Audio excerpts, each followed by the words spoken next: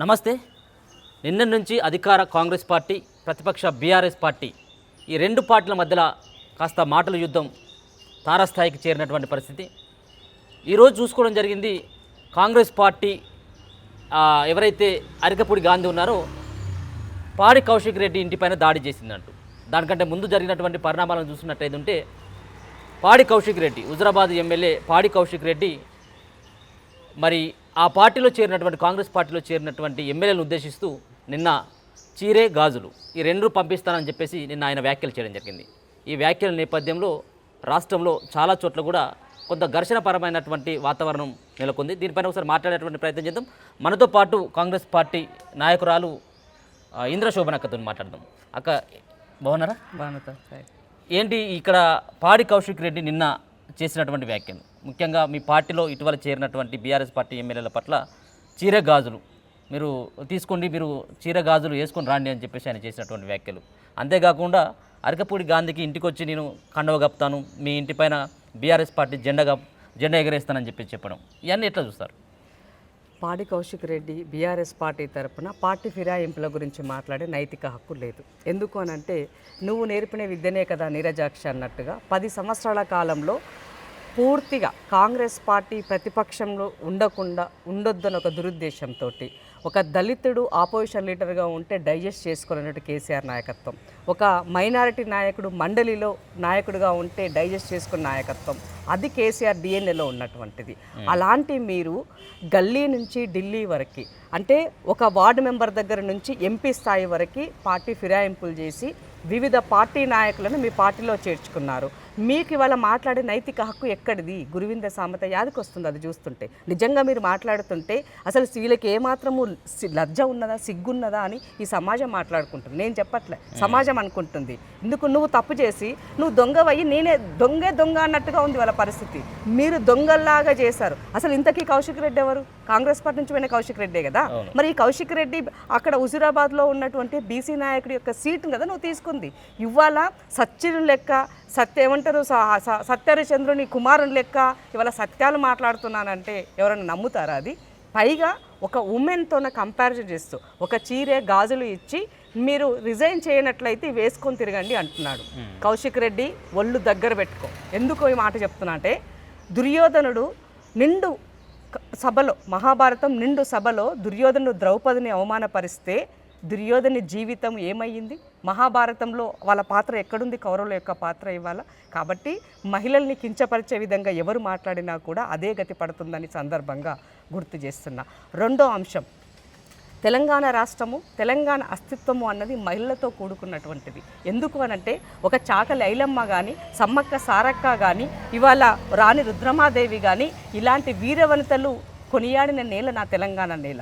ఈ నేలలో ఒక బానిసత్వాన్ని వ్యతిరేకిస్తూ ఆనాడే పోరాటం చేశారు. 100 సంవత్సరాల క్రితం పోరాటం వాళ్ళు చేస్తే ఇవాళ ఆ మహిళల్ని కించపరుస్తూ తెలంగాణ మహిళలను మీరు గాజులు వేసుకోండి, చీర కట్టుకోండి అంటే ఆడబిడ్డలంటే ఏమనుకుంటారు? ఆదిపరాశక్తులు. ఆడబిడ్డలంటే ఏదైనా తలుసుకుంటే ఇవాళ మహిళ లేనిది ఏది చేయలేనట్టు పరిస్థితి. ఇవాళ ఈ తెలంగాణ ఇచ్చినటువంటిది ఒక మహిళ, సోనియా గాంధీ. ఈ తెలంగాణ ఆ రోజు బిల్లు పాస్ చేసింది స్పీకర్ మహిళ. అంతెందుకండి, మీ పార్టీలో ఇవాళ కాంగ్రెస్ పార్టీ నుంచి ఫిరాయించి మీ పార్టీలో చేరినటువంటి సబితా ఇంద్రారెడ్డికి మీరు మహిళగా ఒక మంత్రి ఇచ్చినారు కదా. మరి ఆ మహిళకి మేము ఉమ్మడి ఆంధ్రప్రదేశ్లో అదే సబితమ్మకి హోంమంత్రి ఇచ్చి గౌరవించింది కాంగ్రెస్ పార్టీ కదా. అంటే కేసీఆర్ గారి యొక్క డిఎన్ఏలలో మహిళల్ని అవమానపరిచేటువంటిది ఉన్నది. ఆ బడిలో చదువుతున్నాడు మరి కౌశిక్ రెడ్డి కాబట్టి ఈయన కూడా ఆయన అందిపుచ్చుకొని ఆయనలాగా నేను బిహేవ్ చేస్తున్నాను చెప్పాల్సిన అవసరం ఉన్నది. అంటే ఒక మహిళకి సంబంధించి, మహిళలు అంటే బీఆర్ఎస్ పార్టీలో కేసీఆర్ డిఎన్ఏలో ఏమనుకుంటారంటే ఆడపిల్లలంటే సంసారం చేయాలి, ఆడపిల్లలంటే పిల్లలను కనాలి, ఆడపిల్లలంటే ఒంటింటికి పరిమితం కావాలి అనేది వాళ్ళ యొక్క ఉద్దేశం. బట్ కాంగ్రెస్ పార్టీ అలా కాదు. మహిళలు అని అంటే ఏదైనా చేయగలుగుతారు. ఏదైనా ఇవాళ దేశవ్యాప్తంగా కనుక మీరు కూడా గమనించినట్లయితే ఇవాళ మమతా బెనర్జీ అయినా, ఇవాళ మాయావతి అయినా, ఆనాడు ఇందిరాగాంధీ అయినా ఇలా చెప్పుకుంటూ పోతే ఇవాళ ఎంతోమంది, జయలలిత ఎంతోమంది మహిళలు ఇవాళ ఈ దేశాన్ని శాసించే స్థాయికి రాజకీయాలు చేసినటువంటి వాళ్ళు ఉన్నారు. అలాంటిది మీరు మహిళల్లాగా మీరు గాజులు వేసుకోండి, చెప్పులు వేసుకోండి, ఏమంటారు చీరలు కట్టుకోండి అంటే మరి చెప్పులు ఇసురుతారు కదా, ఆడబిడ్డల చీపురు కట్టలు ఇసురుతారు కదా మరి మీ పైన. తప్పకుండా అందుకనే ఇవాళ కౌశిక్ రెడ్డి నువ్వు నిజంగానే ఫిర్యాయింపుల పట్ల నువ్వు మాట్లాడదలుచుకుంటే నీ బిహేవియర్ ఈ రకంగా ఉండకూడదు, ఈ రకంగా మాట్లాడరాదు. నువ్వు ఒక 40 సంవత్సరాల 40 పదుల్లో ఉన్నటువంటి వాడి, ఇంకా రాజకీయం చేయాల్సినటువంటి భవిష్యత్తు ఉన్నటువంటి వాడు. అలాంటి నీవు ఇవాళ రాజకీయాలకి అంటే కంప్లీట్ డెఫినేషనే మార్చే విధంగా ఇవాళ ఒక లెజిస్లేటివ్ మెంబర్గా ఇదే కౌశిక్ రెడ్డి గతంలో ఆయన ఎమ్మెల్సీగా ఉండి గవర్నర్ని దూషించినప్పుడు నేషనల్ ఉమెన్ కమిషన్ ఆయనకి చివాట్లు పెట్టింది. అలాగే సీతక్కను అవమానపరిచి అసెంబ్లీలో చేసినప్పుడు కూడా ఆయనకు చివాట్లు పెట్టినారు. సిగ్గు అనిపిస్తలేదా నీకు? అసలు నువ్వు ఒక లెజిస్లేటివ్ మెంబర్గా ఉండే నైతిక హక్కు నీకు ఉన్నదా? కాబట్టి నేను స్పీకర్ గారిని డిమాండ్ చేస్తున్నా, దయచేసి దీన్ని మీరు సుమోటగా తీసుకోండి. సుమోటగా తీసుకొని ఆయన యొక్క సభ్యత్వాన్ని రద్దు చేయండి. తెలంగాణ ఆడబిడ్డల మనోభావాలను ఆత్మగౌరవాలను కించపరిచినటువంటి కౌశిక్ రెడ్డి గారి యొక్క సభ్యత్వాన్ని రద్దు చేయండి. ఫస్ట్ ఆయన రద్దు చేయండి. ఇవాళ ప్రజల నుంచి గెలిచి వచ్చినని చెప్పుకునికి నీవు నన్ను గెలిపియకపోతే చచ్చిపోతున్నటువంటి ఒక బ్లాక్ మెయిలర్వి నువ్వు, ఒక బ్లాక్ మెయిలర్వి నువ్వు మాట్లాడితే ఎట్లా సత్యాలు? ఇది సత్యమని నువ్వు చెప్తే ఎట్లా? ఈ సమాజం నమ్ముకుంటుంది. కాబట్టి ఇవాళ అరికపూడి గాంధీ గారు వాళ్ళ ఇంటికి వెళ్ళడానికి కారణం ఎవరు? నువ్వే. సవాల్ విసిరిన పెద్ద ఏమంటారు పోరాట వీరుడు లెక్క ఈయన ఎన్నో పోరాటాలు చేశాడు. తెలంగాణ ఉద్యమంలో ఏడున్నాడు కౌశిక్ రెడ్డి? ఏడవున్నాడు తెలంగాణ ఉద్యమంలో కౌశిక్ రెడ్డి? జగన్ పంచన చేరిండు ఆ రోజు. జగన్తో ఉండి ఆ రోజు మానుకోటలో ఉండి రాళ్ళు విసిరినటువంటి వ్యక్తి ఈయన మాట్లాడితే ఎట్లా అండి? దయ్యాలు వేదాలు వల్లించినట్టున్నది. తెలంగాణ బిడ్డల యొక్క ఆత్మ ఘోషిస్తుంది మీరు మాట్లాడుతుంటే. కాబట్టి ఒకటి గుర్తుపెట్టుకోవాలి కౌశిక్ రెడ్డి, నువ్వు రాజకీయాల్లో ఉండాలంటే సవ్యంగా ఉండు.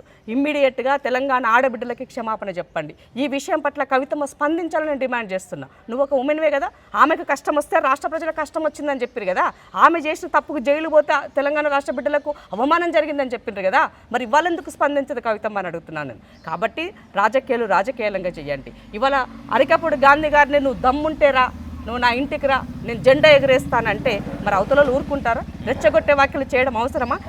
ఈ తతంగం వల్ల ఈ సమాజానికి ఏం ఉపయోగం అని అడుగుతున్నా, తెలంగాణ రాష్ట్ర ప్రజలకు ఏం ఉపయోగం అని అడుగుతున్నాను. నువ్వు దమ్ముంటే రాజకీయాల్లో ఒక ప్రతిపక్షంలో ఉండాలి అనుకుంటే నువ్వు చేయాల్సిందేంటి? ప్రభుత్వము తప్పులు చేసినప్పుడు ఎత్తి చూపించి దాన్ని సరైన రీతిలో తీసుకెళ్లే దారిలో పని చేయాలి తప్ప చౌకబారు రాజకీయాల కోసం, పొద్దున్న లేస్తే బ్యానర్ ఐటమ్గా ఉండడం కోసం, సోషల్ మీడియాలో ట్రెండ్ అవ్వడం కోసం చౌకబారు రాజకీయాలు చేస్తే చరిత్రలో కొట్టుకుపోతారన్నది గుర్తుపెట్టుకోవాలి కౌశిక్ రెడ్డి. కాబట్టి కౌశిక్ రెడ్డి తెలంగాణ ఆడబిడ్డల పట్ల మరొకసారి ఇలాంటి వాక్యాలు మనకు మాట్లాడినట్లయితే ఒళ్ళు జీరుస్తామని గుర్తుపెట్టాలి. నాలుక మందమైనట్టుంది, ఆ నాలుకని కాస్తగా ఆకురాయి పెట్టి గీకాల్సిన పరిస్థితి కౌశిక్ రెడ్డికి వచ్చిందని తెలియజేస్తున్న సందర్భం. అంటే గతంలో ఇప్పుడున్నటువంటి ముఖ్యమంత్రి పీసీసీ హోదాలో ఉన్నటువంటి సందర్భంలో ఇదే గాజులను ఉద్దేశిస్తూ ఇదే చీర కట్టుకొని రా అని చెప్పేసి అప్పుడున్నటువంటి ముఖ్యమంత్రి కేసీఆర్ను ఉద్దేశించి మాట్లాడినటువంటి మాటలు ఇప్పుడు కనబడట్లేవు అని చెప్పేసి బీఆర్ఎస్ పార్టీకి సంబంధించినటువంటి నేతలే వాళ్ళు వీడియో ప్రూఫ్ చూపెడతా ఉన్నారు. దీన్ని ఏమంటారు? ఎవరైనా సరే ఆడబిడ్డలని కించపరిచినట్టుగా మాట్లాడితే అది సరి అయినది కాదు అంటున్నాను. సహేతుకంగా ఉండాలి, విమర్శ సహేతుకంగా ఉండాలి. ఒకప్పుడు ఆడబిడ్డలు అంటే ఇంటి వరకే పరిమితమైనారు. ఇవాళ ఆడబిడ్డలు ఇంటికి పరిమితంలో లేరు. నీకు సరి సమానంగా నీకన్నా కూడా బలవంతురాలుగా పనిచేస్తుంది, నీకన్నా ఎక్కువ మేధాశక్తితో పనిచేస్తుంది, నీకన్నా అన్ని రంగాల్లో ముందుంది మహిళ. ఇవాళ దేంట్లో తక్కువ? ఇవాళ ఈక్వాలిటీ కావాలని కోరుతుంది మహిళ. ఇవాళ మాకు చట్టసభల్లో కావాలని కోరుతున్నాము. మరి అలాంటప్పుడు మీరు మమ్మల్ని ఏ రకంగా చులకన భావంతో చూస్తారు? కాబట్టి ఇలాంటివి బంద్ చేయండి. ఏదో ఒకటి స్టేట్మెంట్ చేయాలి. కాబట్టి మహిళల్ని చాకుగా చూపిస్తూ ఆడబిడ్డలు ఈ రకంగా ఉంటారు అని ఒక రకమైనటువంటి ఆ ధోరణి నుంచి బయటకు రండి. ఇవాళ మహిళలు ఆది పరాశక్తులు మళ్ళీ తెలియజేస్తున్నాం. మేము ఇంట్లో లేకపోతే ఒక్క పూట కాదు, ఒక సెకండ్ గడవదు మీకు మీ జీవితాలకి. కాబట్టి పురుషాధిక్య ప్రపంచంలో మహిళలే అన్నిట్లో తక్కువ అని మీరు అనుకుంటే మాత్రం అది తప్పు. ఆ రోజులు మారినాయి. అందుకే చెప్తున్నా, ఇందాక నేను చాకలైలమ్మ ఎందుకు ఎగ్జాంపుల్ చెప్పిన, ఆమె ఎడ్యుకేషన్ లేదు కానీ ఆ రోజు ఆమె బానిసత్వానికి వ్యతిరేకంగా పోరాటం చేసింది. దున్నిన వాడిదే భూమి అన్నది. ఆనాడు పండించిన పంట ఎవరిదైతే పండించాడో వాడిదే పంట అని చెప్పింది. నీకెందుకు కట్టాలని నేను కప్పమని చెప్పింది. అది ఆ వారసత్వం నుంచి వచ్చిన ఆడబిడ్డల మేము. కాబట్టి మమ్మల్ని చులకన చేస్తూ మా ఆత్మగౌరవం దెబ్బతీస్తే అది ఎవరైనా ఊరుకున్న ప్రసక్తి లేదు. ఎవరిపైనా కూడా ఈ రకమైనటువంటి ధోరణే మాది ఉంటుందని గుర్తు చేస్తున్నా. ఇవాళ కౌశిక్ రెడ్డి పదే ఇప్పుడు ఇది ఒక్కసారి తప్పు కాదు, ఇది 10 సార్లు ఇదే పనిలో అదే దాంట్లో ఉంటున్నారు ఆయన. పొద్దున్న లేస్తే కేసీఆర్ మెప్పు ఎట్లా పొందాలి, కేటీఆర్ గారు మెప్పు ఎలా పొందాలి, కాంగ్రెస్ పార్టీలో ఉన్న రోజులు రేవంత్ రెడ్డి గారు తిట్టారు, అక్కడ ఏదో చేసుకొని వెళ్ళి ఆయన బీఆర్ఎస్ పార్టీలో చేరారు, అక్కడ టికెట్ పొందారు. వచ్చిన తర్వాత ఇవాళ మళ్ళీ నేనే అన్నిట్లో ముందుండాలి, ఇవాళ వాళ్ళు ఆ ఫ్యామిలీ మెంబర్స్ ముగ్గురు తర్వాత నేనే అని చెప్పుకున్నటువంటి ప్రయత్నంలోని భాగంగానే ఇదంతా చూడాలి తప్ప ఇది ఇంకో రకంగా చూడాల్సి కేవలం ఎక్స్పోజ్ కావడం కోసమేనా, అంటే మీడియాలో ఎక్స్పోజ్ కావడం. మరి ఆయనకున్నది ఏంటి, ఆయనకున్న నేపథ్యం ఏంటి చెప్పండి, ఆయన ఏ పోరాటాలు చేశాడు, ఏ వీరత్వంలో ఉన్నాడు, ఆయన ఏం చేశాడు, ఆయనకున్నది ఏంటి చెప్పండి. ఇక పోరాటం విషయానికి చెప్పినట్టయితే చాలా మంది లేరు ఇప్పుడు ఉన్నటువంటి పొలిటికల్ లో ఉన్నటువంటి వాళ్ళు. అందుకే అంటున్నాను సోషల్ మీడియా వచ్చిన తర్వాత కొంచెం ఎక్కువగా 4 బూతులు ఎక్కువ తిట్టి ఒకరిపైన ఒక లేనిపోయిన ఆరోపణలు చేస్తే మనం ట్రెండ్లో ఉంటాం అనుకుంటున్నారు, అది తప్పు. రాజకీయాల్లో భావితరాలు ఇందులోకి రావాలనుకున్నప్పుడు ఒక మంచి మెసేజ్ ఇచ్చే విధంగా పాలిటిక్స్ ఉండాలి తప్ప ఈ రకమైనటువంటి చక్కుబారు పాలిటిక్స్ చేయడం సరైనది కాదని కౌశిక్ రెడ్డికి హితోపదేశం చేస్తున్నా. దీనిపైన national women commission, state women commission కూడా సుమోటోగా తీసుకొని స్పందించాలని కూడా డిమాండ్ చేస్తారు. గతంలో కేటీఆర్ చేసినటువంటి వ్యాఖ్యలపైన కూడా ఇక్కడ మహిళా కమిషన్ కూడా పిలిపేయడం జరిగింది. అక్కడ కూడా పెద్ద హెచ్చరించినటువంటి సంఘటనలో ఆయన అప్పటికే ట్విట్టర్లో ఎక్స్లో పోస్ట్ చేయడం జరిగింది, నేను విచారణ వ్యక్తం చేస్తా ఉన్నామని చెప్పేసి. ఇప్పుడు ఈ మీ కాంగ్రెస్ పార్టీ నుంచి మళ్ళీ ఏమైనా మహిళా కమిషన్కి ఏమైనా సుమోటోగా కాకుండా మీరేమైనా ఫిర్యాదు చేసేటువంటి? తప్పకుండా డెఫినెట్గా దీనిపైన ఫిర్యాదు చేస్తాం, ఎందుకంటే వెయిట్ చేస్తున్నాం ఆమె సుమోటోగా తీసుకుంటారని అనుకుంటున్నాము. తీసుకున్నట్లయితే తప్పకుండా రేపు కంప్లైంట్ చేయడానికి కూడా సిద్ధంగా ఉన్నాం. ఎందుకనంటే ఇది యావత్ తెలంగాణ మహిళలకు సంబంధించిన ప్రతి మహిళకి, అంటే కొంత సమాజం వైపు స్పృహ ఉన్న ప్రతి మహిళ కూడా స్పందించాల్సి ఉంటే అవసరం. కాబట్టి ఇవాళ మహిళలు అని అంటే ఇప్పుడు అదే అంటున్నా, గాజులు వేసుకొని గలగల అనిపించగలం, అదే గాజుల సవ్వడితోన మిమ్మల్ని చంపగలం, ఇది ఆడబిడ్డలకు ఉన్నటువంటి పవర్. కాబట్టి మమ్మల్ని చులకన భావంతో చూస్తే ఎట్టి పరిస్థితుల్లో భరించేది లేదు, సహించేది లేదని మాత్రం హెచ్చరిస్తున్నాను. సరే, ఇప్పుడున్నటువంటి పరిస్థితుల నేపథ్యంలో అసలు కాంగ్రెస్ పార్టీకి మిగతా పార్టీల నుంచి తీసుకోవాల్సినటువంటి అవసరం ఏముంది? మేము ఒక ఉదాహరణ చెప్తాను. ఇప్పుడు దానం నాగేందర్ పార్టీలో జాయిన్ అయినప్పుడు గాంధీ భవన్కి వచ్చి ఖైరతాబాద్లో ఓట్లు వేసినటువంటి ప్రజలే అక్కడ వ్యతిరేకమైనటువంటి నినాదాలు చేయడం. కడియం శ్రీహరి వరంగల్లో ఆయనను పార్టీలో చేర్చున్నప్పుడు కానీ, ఇప్పుడు అరికెపూడి గాంధీ మీకు ఆల్మోస్ట్ 64 సీట్లతో మీకు అధికారాన్ని అంటబెట్టడం జరిగింది ప్రజలు. ఎందుకు పార్టీ ఫిరాయింపులని కాంగ్రెస్ పార్టీ మళ్ళీ ప్రోత్సహిస్తుందో? కాంగ్రెస్ పార్టీలో ఇప్పుడు ఉన్నటువంటి ముఖ్యమంత్రి సైతం కూడా గతంలో చెప్పడం జరిగింది, అసలు పార్టీ ఫిరాయింపులు మేము ప్రోత్సహించో, పార్టీ మారినటువంటి వాళ్ళ యొక్క ఇంటి ముంగట మేము చావుడప్పు మోగిస్తామని చెప్పినటువంటి రేవంత్ రెడ్డికి ఇప్పుడు వేరే పార్టీ నుంచి తీసుకోవాల్సినటువంటి అవసరం ఏముందంటారు? ఇప్పుడు పార్టీ ఫిరాయింపుల చట్టాన్ని తెచ్చిందే కాంగ్రెస్ పార్టీ. గత 10 సంవత్సరాల్లో కేసీఆర్ చేసినటువంటి పని వల్ల కాంగ్రెస్ పార్టీ చాలా దెబ్బతిన్నది, చాలా ఇబ్బందులు పడ్డాం. మాలాంటి వాళ్ళం డిబేట్లో డిఫైన్ చేసుకోలేకపోయినాం. ఒక్కొక్కసారి కన్నీళ్లు పెట్టుకున్నటువంటి సందర్భాలు కూడా ఉన్నాయి, ఎదుటి వాళ్ళు మమ్మల్ని అటాక్ చేసి మాట్లాడుతున్న సందర్భంలో. అయితే రేవంత్ అన్న పిసిసి ప్రెసిడెంట్ తర్వాత పార్టీని ముందుకు తీసుకెళ్లే నేపథ్యంలో, పార్టీని గెలిపించే నేపథ్యంలో, క్యాడర్కి కాన్ఫిడెన్స్ ఇచ్చే నేపథ్యంలో, తెలంగాణ సమాజానికి మేము ఎక్కడికి పోము ఇదే పార్టీలో ఉంటామని చెప్పడం కోసము రకరకాలుగా ఆయన ప్రయత్నం చెప్పారు. సో వాస్తవం చెప్పాలంటే ఆయన కూడా ఈ పార్టీ ఫిరాయింపులకు వ్యతిరేకం. బట్ కానీ కేసీఆర్ గారు ఓడిపోయిన తర్వాత బీఆర్ఎస్ బీజేపీ ఇద్దరు ఒకటే లైన్లో ఉండి పొద్దున్న లేస్తే ఈ పార్టీ పైన బురద జల్లడం, ఈ పార్టీ ఉండదు అంటే ఈ ప్రభుత్వము కూలబోతుంది, 6 నెలల్లో పడిపోతుందని ఇద్దరు కలిసి ఇచ్చినటువంటి స్టేట్మెంట్. ఒకటి చెప్తా, ఎందుకు అనేదాన్ని కూడా చెప్తా, అనుమానం ఎందుకు అనే దానికి. మన పక్క రాష్ట్రంలో మహారాష్ట్ర ఉంటే, మహారాష్ట్రలో ఉన్నటువంటి వాళ్ళు ఉద్ధవ్ ఠాక్రే పెట్టినటువంటి పార్టీని, ఆ పార్టీ నీది కాదు, ఆయన పార్టీ ఆయనదే కాదని చెప్పేసి ఒక షిండేని తీసుకొచ్చి ఆయన పార్టీ కట్టబెట్టిన ఘనత కేంద్రంలో ఉన్నటువంటి బీజేపీది. మరి అలాంటప్పుడు ఈ రాష్ట్రంలో కూడా అది జరగదని మనం ఎందుకు అనుకుంటాం? ఇవాళ ప్రస్తుతం రాజకీయాలు అమ్ముడు కొనుడు అన్నది కామన్ అయిపోయింది. కాబట్టి కాస్ట్లీ పాలిటిక్స్ జరుగుతున్న సందర్భంలో ఇవాళ కొనుగోలుకి దానికి అందరూ సిద్ధమైనటువంటి సిచ్యువేషన్ మనకు కనబడ్డది. గత ఎగ్జాంపుల్స్ మనకు తెలియజేస్తున్నాయి. కాబట్టి ఆ నేపథ్యంలో రేవంత్ అన్న, నువ్వేంద్రబాయ్ నన్ను బెదిరించేది, నీకు అవకాశం నేనెందుకు ఇవ్వాలి, నేను ఎడ్జ్లో ఉన్నాను అంటున్నావు కదా, ఎడ్జ్లో ఉన్నప్పుడు నేనెందుకు ఎడ్జ్లో ఉన్నట్టు ఇంకో 10 మందిని నా వైపు తెచ్చుకుంటే కథం అయిపోతుంది కదా, అప్పుడు నువ్వేం చేసేది కూడా ఉండదు కదా అన్న ఆలోచనలో ఆయన ఉన్నదాన్ని. కాబట్టి ఓపెన్గా రేవంత్ రెడ్డి గారు ముఖ్యమంత్రి గారు చెప్పున్నారు, ఎస్ నాకు చేసే ఇంటెన్షన్ లేదు, బట్ దీనికి కారణం మీరు చేసినటువంటి దానివల్ల నేను ఈ నిర్ణయం తీసుకోవాల్సిన పరిస్థితి ఏర్పడింది. ఎందుకంటే ఈ ప్రజలు నా పైన ఎంతో నమ్మకంతో ప్రభుత్వాన్ని నాకు ఇచ్చినప్పుడు వాళ్ళకి ఇచ్చినటువంటి ఆకాంక్షలను నేను నెరవేర్చాల్సిన బాధ్యత నా పైన ఉన్నది.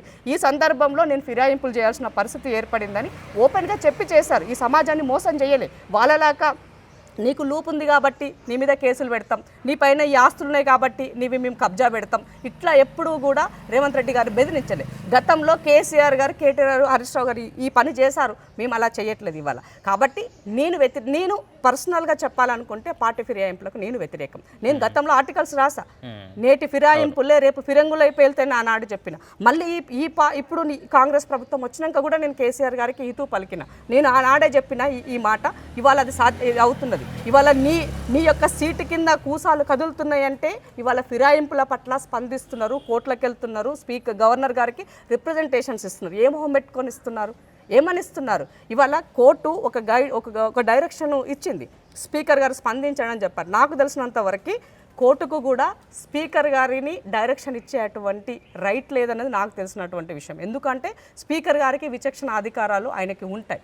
కాబట్టి ఆ సందర్భంలో మరి కోర్టు ఇవ్వచ్చా ఇవ్వకూడదు అన్నది అప్ టు దెమ్. బట్ ఏదేమైనప్పటికీ కూడా ఇలాంటి పరిణామాలు రాష్ట్రంలో జరగకూడదు, దేశంలో కూడా జరగకూడదు. అందుకే రాహుల్ గాంధీ గారు ఇవాళ రాజ్యాంగాన్ని బతికించాలన్నా, విలువల్ని కాపాడాలన్నా, బాబాసాహెబ్ అంబేద్కర్ ఇచ్చిన ఓటు విలువ కాపాడాలన్నా కూడా ఈ రకమైన తరహా రాజకీయాలు ఉండకూడదని తెలియజేస్తున్నారు. సో ఇవాళ భారతీయ జనతా పార్టీ కేంద్రంలో అధికారంలో ఉండి రాష్ట్రంలో ప్రాంతీయ పార్టీగా కేసీఆర్ 10 సంవత్సరాలు చేసినటువంటి విధ్వంసాన్ని ఇవాళ వాళ్ళు చేసినటువంటి, అంటే రాజకీయాలంటే డెఫినేషనే మార్చేస్తున్నారు. ఇవాళ వాటి లైన్లోనే ఇవాళ ఇది కాపాడుకునేటువంటి ప్రయత్నంలోనే భాగంగా ఫిర్యాయింపులు జరుగుతున్నాయి తప్ప ఎవరిని కూడా వాళ్ళ ఇళ్ళకి వెళ్ళి మేము తెచ్చుకోలేదు.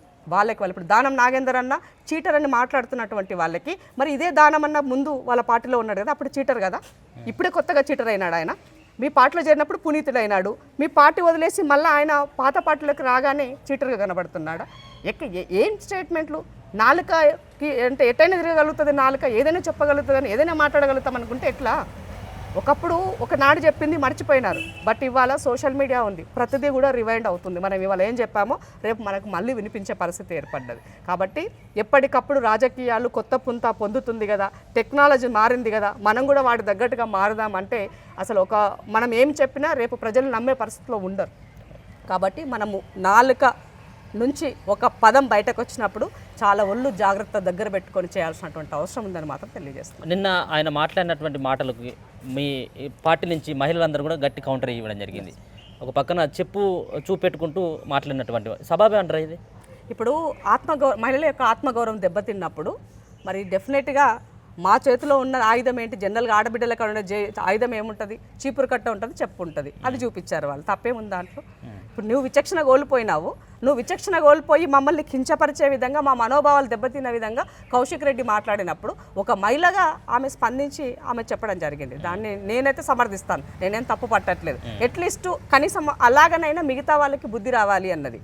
అంటే ఒకరు అంటే ఆ లైన్ దాటి మీరు ముందుకు వచ్చినప్పుడు ఎదుటివాడు ఇంకో 2 లైన్లు దాటి రావాల్సిన పరిస్థితి ఏర్పడుతుంది. అంటే పరిస్థితులు, ఎన్విరాన్మెంట్ అలా క్రియేట్ అవుతున్నాయి. కాబట్టి ఏదేమైనప్పటికీ కూడా రాజకీయాల్లో మార్పు రావాల్సినటువంటి అవసరం ఉన్నది. సహేతుకమైన ప్రతిపక్షంగా ఉండాల్సిన అవసరం ఉన్నది. ఈ ప్రభుత్వం వినడానికి సిద్ధంగా ఉన్నది. నీకు చేతనైతే మంచి వైపుకి నిలబడి మంచి చేసే విధంగా రండి, అంతే తప్ప ఇలాంటి చీప్ పాలిటిక్స్ చేస్తామంటే మాత్రం ప్రజలు మిమ్మల్ని ఆల్రెడీ ఫామ్ హౌస్కి పరిమితం చేశారు. మీరు ఇలానే మాట్లాడితే అసలు తెలంగాణ రాష్ట్రంలోనే మీ పేజీలు కూడా కనుమరుగైతాయని గుర్తుపెట్టుకోవాల్సిన అవసరం. అంటే ఈ విషయంలో మహిళలందరూ కూడా ఐక్యంగా, కాంగ్రెస్ పార్టీ నుంచి ఐక్యంగా కూడా ఆయన మాట్లాడినటువంటి మాటలపైన పోరాటం చేస్తూ ఉంటే, ఇప్పుడు మీరు పెట్టినటువంటి మేనిఫెస్టోలో పెట్టినటువంటి మహిళల కోసం మేనిఫెస్టోలో పెట్టినటువంటి అంశాలు, వీటిపైన ఇక్కడ ఉన్నటువంటి కాంగ్రెస్ పార్టీలో ఉన్నటువంటి మహిళలు ఎందుకు నిలదీయలేకపోతా ఉన్నారు కాంగ్రెస్ పార్టీ అన్నటువంటివి కూడా బయటకు వస్తూ ఉన్నారు. నిన్న ఇవాళ ఇదే సంబంధించినటువంటి టాపిక్. ఎందుకంటే మీరు ఇస్తానన్నటువంటి 2500 రూపాయలకు సంబంధించిన ఒకరికి ఇస్తామని చెప్పేసి ప్రతి మహిళకి ఇస్తామని చెప్పినటువంటి, మరో పక్కన మహిళలకు విద్యార్థులు ఎవరైతే ఉంటారో ఆడపిల్లలకు కూడా స్కూటీలు ఇస్తామన్నటువంటి దానిపైన వాళ్ళు ఎందుకు పోరాటం చేయట్లేదు? ఇది ఒక చిన్న అంశాన్ని కనుక నేను చెప్పినట్టు అయితే అందరూ మూకుమ్మడిగా దాడి చేస్తూ ఉన్నారు. ఈ విషయంలో రేవంత్ రెడ్డిని ఎందుకు అడగలేకపోతా ఉన్నారు అనేది ఒకటి గుర్తుపెట్టుకోవాలి. గవర్నమెంట్ వచ్చేసి 8 నెలలు అవుతుంది. 8 నెలల కాలంలో మనకు 3 నెలలు ఎలక్షన్స్కి వెళ్ళిపోయాయి. సో అంటే యాక్చువల్గా పాలన జరుగుతుంది ఈ మధ్య కాలంలోనే. జరుగుతున్న దాంట్లో ఆల్రెడీ ఇచ్చిన దాంట్లో ప్రతి స్కీము కూడా, గృహలక్ష్మి అయినా, ఇవాళ గృహజ్యోతి అయినా, ఇవాళ మీరు తీసుకున్నటువంటి ఏ స్కీమ్ అయినా 6 స్కీమ్లలో 5 స్కీమ్ల వరకు కూడా ఉమెన్ కన్సాలిడేట్గా ఉమెన్ సెంట్రిక్గానే జరిగినాయి. ఒక ఇల్లు ఇచ్చినా, సిలిండర్ ఇచ్చినా, కరెంటు బిల్లు ఇచ్చినా, తర్వాత అదేంటి ఉచిత ప్రయాణమైనా, ఆర్టీసీ ఉచిత ప్రయాణం అని ఇవన్నీ కూడా మహిళలకు సంబంధించినటివే. ఇక 2500 రూపాయలకు సంబంధించింది తప్పకుండా దసరాకి ఆడబిడ్డలకి శుభవార్త చెప్పబోతున్నారు ముఖ్యమంత్రి గారు. ఇది ఆల్రెడీ చెప్పడం కూడా జరిగింది. సో ఏది కూడా రాత్రికి రాత్రే అల్లావుద్దీన్ అద్భుత దీపం లాగా జరగదు. సమయం అవసరం, సహనం అవసరం. అది ప్రజల దగ్గర ఉన్నది. సమయం సహనం రెండూ లేనిది ఎవరు అనంటే రాజకీయంగా అధికారం కోల్పోయిన నిరుద్యోగులకు మాత్రమే ఇది ఉన్నది. ఆ దానిని ఇవాళ కాంగ్రెస్ పార్టీలో ఉన్నటువంటి మహిళలు మీరు రేవంత్ రెడ్డి పైన ఎందుకు మాట్లాడరు అని అంటే ఇవాళ ఈ ఇల్లంతా చందరవదరంగా చేసి ఇచ్చినారు. కేసీఆర్ గారు ఈ ప్రభుత్వాన్ని మాకు అప్పచెప్పినాడు. అసలు ఎక్కడ పెట్టినా కూడా ఏడ చేయి పెట్టినా కూడా అంత డొల్లగా ఉన్నది. ఇవాళ దానిని ఆర్థిక పరంగా ఒక గాడిలో పెడుతూ ముందుకు తీసుకెళ్తున్న సందర్భంలో మనకి కూడా ఓపిక అవసరం, సహనం అవసరం. మన ఇల్లు అప్పుల పాలైనప్పుడు మన అమ్మను మన నాయన దగ్గర పోయి నాకు బంగారం కావాలి, నాకు వెండి కావాలి, నువ్వు ఇప్పిస్తావు అయిపోయిన అడుగుతామా? అడగం కదా. ఇది కూడా అంతే. ప్రభుత్వం కూడా అలా ఉన్నప్పుడు దాని తగ్గట్టుగానే మనం అడుగులు వేస్తూ మూవ్ అవ్వాల్సినటువంటి అవసరం ఉన్నది. సో ఇవాళ రేవంత్ రెడ్డి గారు తను చెప్పినటువంటి మాట నిలబెట్టుకుంటున్నారు, ముందుకు వెళ్తున్నారు. ఇక స్కూటీల గురించి మాట్లాడితే ఇచ్చిన మాట వాస్తవమే. ప్రియాంక గాంధీ గారు వచ్చి అనౌన్స్ చేశారు. తప్పకుండా దాన్ని కూడా అమలు చేస్తాం. బట్ పర్టికులర్గా ఈ నెలనే చేయాలి, ఈ రాత్రే చేయాలి, ఇప్పుడే చేయాలి అని అంటే అది ఎట్లా ఉంటుందంటే హాస్యాస్పదంగా ఉంటుంది. మీరు ఎన్ని చేశారు?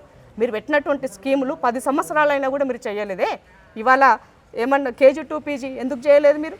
కళ్యాణ లక్ష్మి గురించి ఎన్నో కొర్రీలు, దాంట్లో ఎంత స్కామ్లు ఉన్నాయో ఇవాళ మనం చూస్తున్నాం. ఇవాళ ఆడబిడ్డలకి వడ్డీ లేని రుణాలు మీ పుణ్యంలో 4000 కోట్ల రూపాయలు పెండింగ్ ఉంటే ఇవాళ రేవంత్ అన్న వచ్చిన తర్వాత అవి క్లియర్ చేశారు. ఇవాళ మహిళలకి వాళ్ళ స్కిల్ని డెవలప్మెంట్ చేయడం కోసం వాళ్ళలో ఉన్నటువంటి నైపుణ్యాన్ని మీరు ఏం చేయగలిగితే దానికి ఈ ప్రభుత్వము మీకు అండగా ఉంటుంది. ప్రభుత్వము నుంచి బ్యాంకుల ద్వారా మీకు రుణాలు ఇస్తాము, మీరు తీసుకోండి అని వాళ్ళని డెవలప్ చేస్తూ క్యాంటీన్లను ఓపెన్ చేసింది. ఇవాళ వాళ్ళు చేయగలిగితే రకరకాల మీరు ఏం చేయగలిగితే దానికి మేము సహకరిస్తామని చెప్తున్నారు. వాళ్ళు తయారు చేసినటువంటి వస్తువులకు మార్కెటింగ్ని ఒక దాన్ని ఏర్పాటు చేసి ఇవాళ పీపుల్స్ ప్లాజా మన శిల్పారామంలో మార్కెట్ని తయారు చేసి ఇచ్చారు. అంటే ఇట్లా ఒకదాని తర్వాత ఒక విజన్లో ముందుకెళ్తున్నారు. ఇవాళ సీతక్క కూడా పొద్దున్న లేసమ్మ పబ్లిక్తో ఉంటుంది. ఆ శాఖ ఆమె దగ్గరే ఉంది. ఆమెకు చేతనైనంత వరకు మ్యాక్సిమంగా ప్రయత్నం చేస్తుంది. సో ఇవాళ మహిళల పట్ల ఎక్కడైనా ఏదైనా ఇబ్బంది జరిగినట్లయితే ఇమీడియట్గా స్పందిస్తుంది, వెళ్తుంది వాళ్ళ దగ్గరికి. కానీ మీ జీవితానికి ఎన్నడైనా ఓ మహిళ హక్కుల కోసం కానీ, ఓ మహిళా కమిషన్ కోసం కానీ, మహిళలకు రావాల్సిన అత్యాచారానికి గురైనా కానీ, ఎక్కడైనా ఇబ్బందులకు గురైనప్పుడు కానీ ఎన్నడన్నా ఒక్క ఆడబిడ్డ స్పందించిందా? మీరు అధికారంలో ఉన్న మీ పార్టీ తరపు నుంచి ఒక్క మహిళ వచ్చి బయట మాట్లాడిందా? లేదే. మరి అలాంటప్పుడు మీకు మాకు లాట్ ఆఫ్ డిఫరెన్స్ ఉంది. సో కాబట్టి ఒక ప్రైవేట్ ప్రాపర్టీకి పబ్లిక్ ప్రాపర్టీకి ఎంత డిఫరెన్స్ ఉందో కేసీఆర్ గారి పాలనకి ఇవాళ రేవంత్ అన్న ప్రజాపాలనకి అంత డిఫరెన్స్ ఉందని చెప్పాల్సిన అవసరం ఉంది. చెప్పుకుంటూ పోతే ఎగ్జాంపుల్స్ చాలా ఉన్నాయి. 1కి 4 ఎగ్జాంపుల్స్ చెప్పొచ్చు. బట్ వాళ్ళు ఏం చెప్పినా కూడా ఇలా చూపించినప్పుడు ఈ 4 వేలు వాళ్ళ వైపు చూపిస్తుంది. ఎందుకంటే అన్ని తప్పులు మీరు చేసి ఉన్నారు కాబట్టి మాట్లాడే నైతిక హక్కు బీఆర్ఎస్కి లేదని మరొకసారి గుర్తు చేస్తారు. చివరిగా ఏం చెప్తారు కౌశిక్ రెడ్డి గారికి? కౌశిక్ రెడ్డి నిజంగానే ఆయన ఒక మంచి రాజకీయ నాయకుడిగా ఎదగాలంటే, అభివృద్ధి వైపుకి నడవాలనుకుంటే మీరు నిజంగానే తెలంగాణ ఉద్యమంలో ఎలాగూ లేరు. కనీసం ఇప్పుడైనా ఆ టీఆర్ఎస్ పార్టీలో చేరున్నారు కదా, కనీసం ఇప్పుడైనా ఒక ప్రతిపక్షంలో ఉన్న ఒక మంచి ఎమ్మెల్యేగా నువ్వు ఈ సమాజం మధ్య నిలబడాలంటే మహిళలను గౌరవించడం నేర్చుకో. ఇమ్మీడియట్గా మీరు చేసిన వ్యాఖ్యలపైన క్షమాపణ చెప్పండి. ఆడబిడ్డలు అప్పుడు మిమ్మల్ని నిజంగానే కౌశిక్ రెడ్డిపై చిత్తశుద్ధి ఉందని అనుకుంటారు. అంటే ఏది ఏమైనప్పటికీ కూడా ఈ తరహా రాజకీయాలు తెలంగాణ రాష్ట్ర ప్రజలు సహించరు అని మాత్రం గుర్తు చేస్తున్నా. నువ్వు బస్తీమే సవాల్ లేక నువ్వు రా నేను వస్తా అని చెప్పుకోవడం అనేది సరి అయినది కాదు. ఈ రకమైనటువంటి పాలిటిక్స్ ఏపీలో జరుగుతాయి జనరల్గా. ఆ కల్చర్ అంతా తెలంగాణ వైపుకి కన్వర్ట్ చేస్తుంటే కనబడుతుంది. సో ఇది మన కల్చర్ కాదు. మన కల్చర్ కూర్చొని మాట్లాడుకుంటాం, ఏదైనా తప్పు చేస్తే సర్ది చెప్పుకుంటాం, ఇలా కాదు ఇలా అని చెప్పుకుంటాం. కాబట్టి ఇక్కడ నాయకత్వం వహిస్తుంది రేవంత్ రెడ్డి, అది మర్చిపోవద్దు మీరు. రేవంత్ రెడ్డి నాయకత్వం వహిస్తున్నారు అన్నప్పుడే 1కి 4 సార్లు మీరు ఆలోచించి స్టేట్మెంట్ ఇవ్వాల్సినటువంటి బాధ్యత కౌశిక్ రెడ్డి పైన ఉందని మాత్రం తెలియదు. ఓకే, థ్యాంక్ యూ అక్క. మొత్తానికైతే ఇమ్మీడియట్గా కౌశిక్ రెడ్డి చేసినటువంటి వ్యాఖ్యల పట్ల ఒక పక్కన చాలా మహిళలంతా కూడా కోపంతో ఊగిపోతూ ఉన్నటువంటి పరిస్థితి మనం చూస్తూ ఉన్నాం. ముఖ్యంగా ఈరోజు చెప్తూ ఉన్నటువంటి అంశం ఇంద్రశోభన్ గారు ఖచ్చితంగా బహిరంగ క్షమాపణ కౌశిక్ రెడ్డి చెప్పాలి, అప్పటి వరకు మేము కూడా వదిలిపెట్టేటువంటి ప్రసక్తి లేదన్నటువంటి అంశాన్ని కూడా ఆమె చెప్తున్నటువంటి మాట. చూస్తూనే ఉండండి మన తెలుగు.